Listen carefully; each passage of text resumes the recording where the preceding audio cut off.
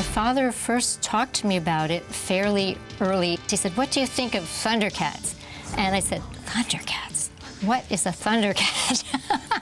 And the first thing I remember him telling me was I had this idea for a series that involved superhumans that had the form of cats, what parts of them were going to be animal, what parts of them were going to be human. And he would put that down when he pitched it. And it was kind of like I say, ThunderCats, ThunderCats, ThunderCats. And after a while, it really started saying, yeah.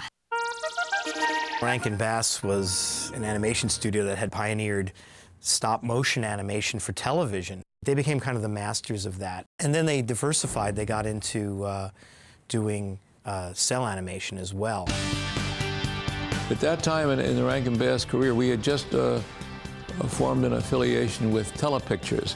And their strong point, and the reason they wanted us and we wanted them, is they had a great sales force. So Arthur and Jules developed a relationship with them, and in the process of developing other shows, we were being pitched ideas by Leisure Concepts, Inc., this design firm. They would come up with ideas and present them, and I remember Stan Weston came up, and I forget exactly what he was pitching to us, but I obviously wasn't too interested in that.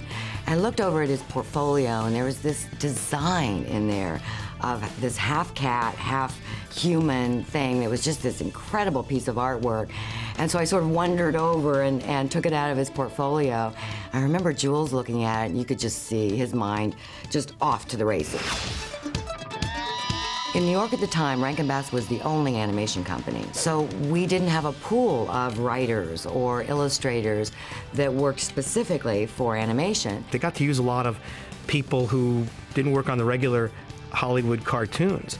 They got people like Leonard Starr, who was a great cartoonist, a newspaper cartoonist, and they've also got people like Howard Post and Bob Haney, who had written comic books for DC. ThunderCats was done with an American comic book sensibility, and it really comes through with the kind of stories and the imagination on that show. Jules called me and asked if I could come in to Rankin Bass's office. Everybody was gone. Jules was there alone, and he had an easel set up with some posters of cat people. There was the Panther Man and the Tiger Man, that sort of thing. There was also, what turned out to be the Thunder Tank. The best thing about it was the logo, the lettering on the logo was just sensational. So he said, "Can you do a treatment?" So I said, when do you want it? And he says, "Tomorrow."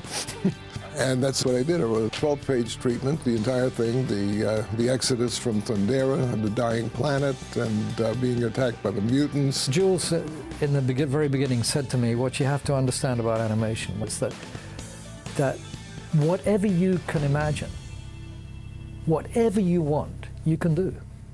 You just have to write it. We were a bunch of guys sitting around a conference room table saying, okay, well, they're in this new place called Third Earth. They're going to have to move around. We got to have this thing called a thunder tank. And then, okay, well, they can't just go to the gas station, so we have to invent this thing called Thundrillium that the thunder tank runs on, and they can't find it. So what you must do is open your mind to anything. So it never occurred to me that, we couldn't have an Egyptian character with a spaceship. Why couldn't we have thunder tanks? As long as you could somehow fit it within that format. Just getting everyone around the conference table for 2-3 long day sessions and just kicking ideas around. ThunderCats Ho! I had ThunderCats Ho, and Jules added the thunder building on it. You could accelerate it, thunder. It's musical. That was good. Jules had a touch for that. It was collective. It was, but I must say Jules Bass was running the collective. The vision of the show that Jules had was a very clear, clean action-adventure show with a very clearly defined comedy element. I think he had very clear visions for each of the characters and very clear roles for young kids like Wile E. Cat and Wile E. Kid.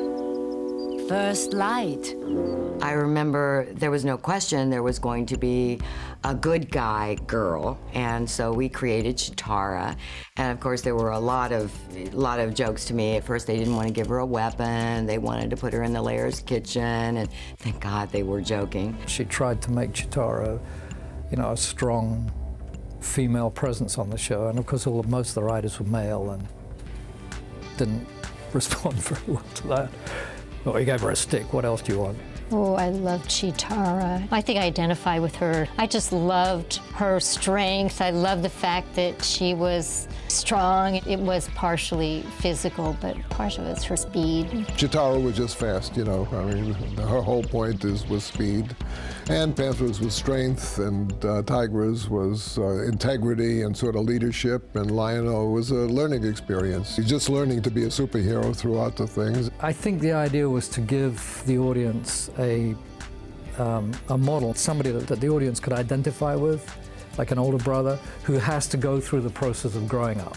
Ancient spirits of evil, transform this decayed form to Mum-Ra! He just was a bad guy that got mummified, possibly a bad high priest, but there was no backstory. He was just there as a villain. I named him Mum-Ra, and he was evil, and it was very much like the Boris Karloff mummy, you know, walking around like that, but Jules made him the monster. And there was a lot of transformation going on at that time. You know, cars would turn into big robots and that sort of thing. And so transformation seemed like a good idea.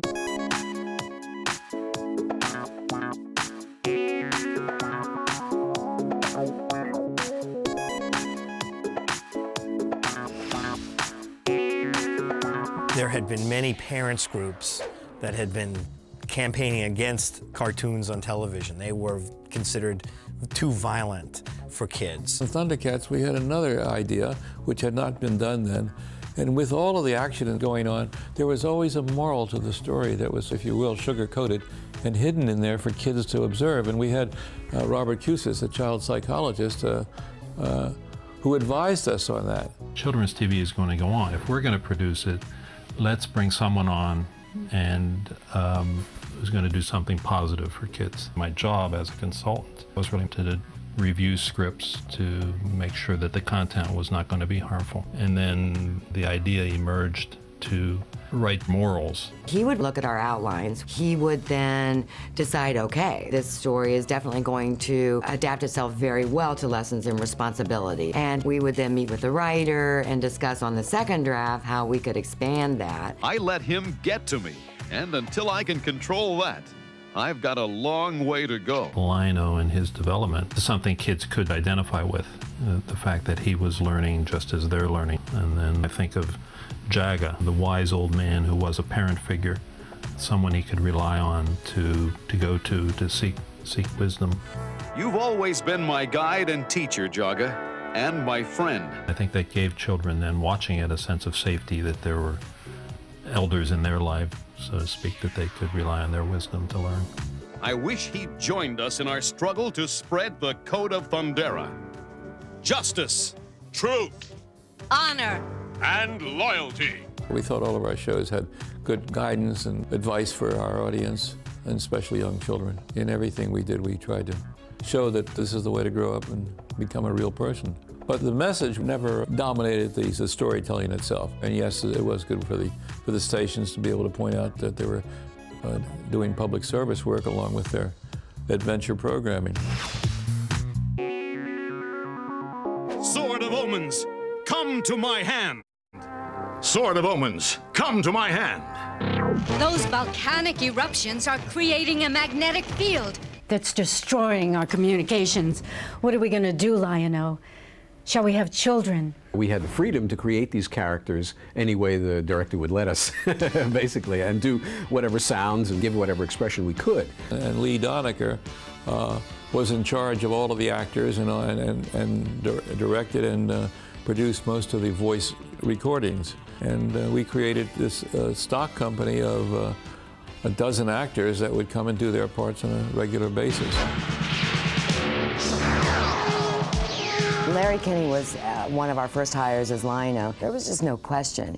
He could be the American superhero. The first thing I thought to myself was, I don't want to play him like a superhero, because that's the first thing, I'm Lion-O, and you're. But they kept saying to me, well, we want a strong superhero voice. So I just basically tried to make him vulnerable and yet strong, Lion-O was the youngster And so it was somewhat about the more mature characters like Tigra giving him guidance as we went. We had to settle on how these characters not only were going to sound, but what their attitudes were going to be. I wanted Tigra to be a real guy, a man's man. And so he would help Lion-O develop into maturity. So, and sometimes when I listen to Tigra, I say, boy, isn't he a square dude, kind of, you know? Panthro was my favorite character in the show, and Earl Hyman voiced him. He had a delicious multi-level quality. Of his voice was very beautiful and melodious and rich. You are a genius. I am? The ventilation shaft, Snarf. You could squeeze through to the sword chamber. Earl Hyman is a fine Shakespearean actor. He speaks several Scandinavian languages and made a long career playing Othello in Scandinavia. Hadn't you better slither back to your castle, Plundar, mutant? Lynn Lipton in the studio helped in creating her voice. I think hit just the right pitch. She had to have a voice that was feminine, though strong enough to carry Lion-O. So you had to pitch her, you know, we are going to do this, Lion-O. And, you know, you had to pitch her so that she had such a remarkable sense of strength and yet motherly. And some of the guys have said to me that I was their fantasy growing up. And I mean, I'm kind of flattered. Now, Mumra is this 80-foot tall guy, and remember that mucus coming out of his mouth and stuff? That was Earl. It wasn't mucus, but whenever he had to do the line, ancient spirit of evil, transform this decayed form into, and then we'd all back away in the corner, Mumra! It'd be all over the room. I don't know if anybody expected Earl to come up with the Mumra he created. It was so outrageous. Sometimes we just stand and watch him do these speeches, and he'd go into the fiendish laugh, and we'd just applaud. We'd just applaud after it was finished. Whoever you are, I'd let me go if I were you. I'm a ThunderCat. Bob McFadden, he was Snarf. He created this wonderful sound for it. Snarf, snarf. Are you guys gonna take this? If you could see his face when he was doing it, he was Snarf. I mean, he became Snarf. Bob McFadden was crazy. I mean, the characters that would come out of him, he was like a Robin Williams. He could do 50 characters, and he'd do it within 3 minutes. He had this architecture in his brain, this ability to create these characters and spit them out at you, and it was like this magic laboratory in there. We all played many, many characters. Each of us played at least 2 or 3 of the main characters. So we would audition for that in the studio as we were recording the episode. You know, we'd say, okay, guys, who wants to audition for him? We'd hold our hands up, and you'd read a couple of lines. You are doomed, ThunderCat. This time we've got you. Jackalman, when he did that voice, we all just, yes, oh, master, yeah. It was terrific. It was great. And I'm happy to say, when I did Monkey, and everybody kind of just said, yeah, that's the voice. Lion-O, your time has come. I remember several times when Lion-O would have conversations with Jackalman, both of whom I voiced. I always preferred just to do them real time. For example, if Lion-O was sitting there, you know, contemplating, and he heard, Well, Lion-O, I see you're here alone. Jackalman, how did you... Never mind how I got in. Where are the other ThunderCats? Don't worry about it. I should have known the Territor didn't mean us any harm when the Sword of Omens didn't obey me. And anyway, it was just plain stupid to assume it might be bad. Just what am I talking about? Any kind of recording session, you're going to have outtakes. People saying, oh, poo-poo, I messed up a word. And the engineers always save it, and they play it for their friends at parties and stuff. Oh, Lion-O, we're not... What's the matter, Snarf? You got a cold. Okay, you can hear me saying, Thunder! Thunder! Thunder! ThunderCats! I'm going too high. and then there's one where I go, anyway, we've got to find the Mumra's cave and take the Samoflange and put it... What the Samoflange? They would go off the script all the time, or they'd just make mistakes, and it's funny to hear Lion-O goof up. It was very hard to keep from laughing when an actor is doing that thing, must reach the boulder that's kind of strained, got to lift, which was in the script all the time. Chitara, Panthro, my leg, I can't move. Every episode, something was wrong with his leg. And when you watch another human being doing that, it's very hard to keep from laughing. He was terrific at it. We played hard in the studio, but we worked hard as well. When I said, okay, page 28, let's do it again, they were back up to that mic, giving the performance of their lives each and every half hour. We did become a family, and there were birthdays, and there were marriages, and there were babies, and we all went through them together.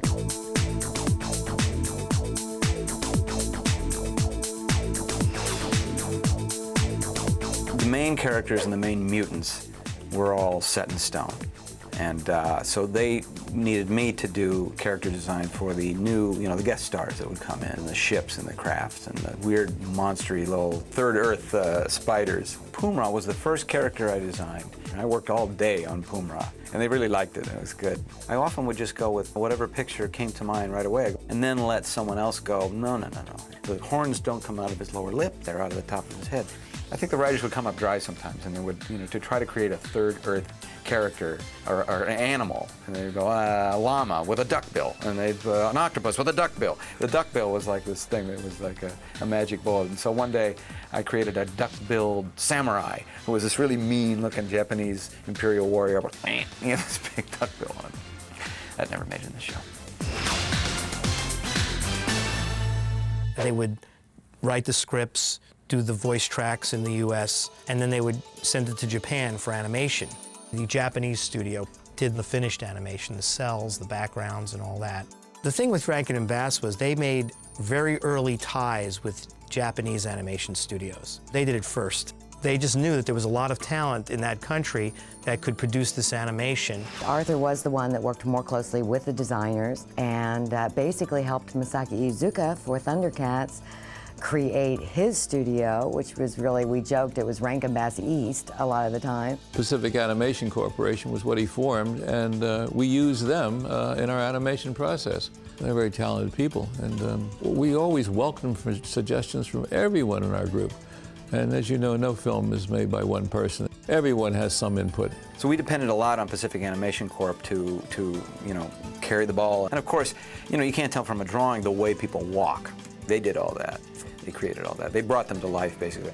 The style of animation was beautifully Japanese.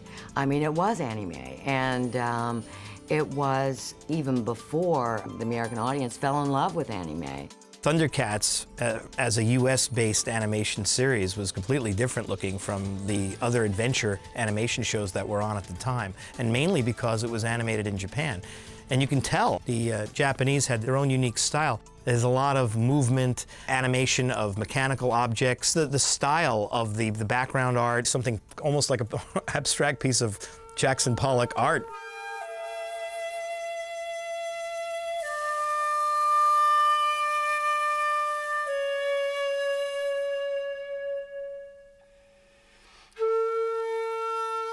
Something like ThunderCats was a real revelation to a lot of fans. When they saw it, it was like, oh, this is cool. It's like a hybrid. And it really is the very, very beginning of anime and its acceptance in this country. From the time we saw one of the first designs and thought, this is the show we want to develop, in 10 months we had a 1-hour special called Exodus. They began running in the fall. And we were still recording when the word came back that it's a hit. It's a hit. I'm sure the thought crossed my mind, that means we'll do more, doesn't it? We became the #1 show of its time. And being such a great success, there was a traveling road show of ThunderCats. And they wore the costumes and so forth. And one of the symbols of ThunderCats, of course, is the sword. And in Madison Square Garden, they had little kids, We're all in to see this show. And at one point, of course, there is, ThunderCats, ThunderCats, ThunderCats, ho! And all these swords lit up. I've never ceased to be impressed by the power of that medium. I became aware of how big a hit it was going to be when I went to Toys R Us to get something. And they had installed an entire row of ThunderCats stuff. I'm walking down the aisle thinking, thank goodness it's a voiceover job where they can't recognize me. Or else all these kids would be, idolizing me and, wanting my autograph and stuff. Anyway, this one kid says, I'm going to get the Jackalman. What are you going to get? And he says, I'm going to get the Mumra. I couldn't help myself. I said, Why don't you get Lion-O? He comes with a sword of omens. Come to my hand. I walk away and the kid says, he doesn't even sound like Lion-O. And I'm laughing, I'm thinking, if you only knew, kid, you know?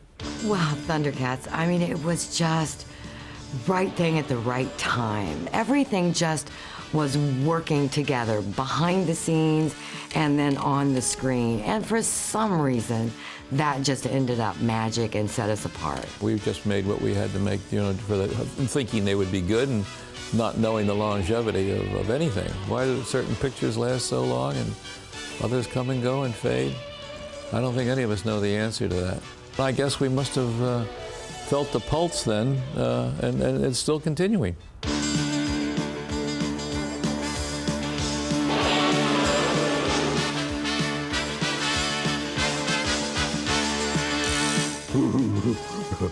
It's a little embarrassing, but thanks for watching ThunderCats.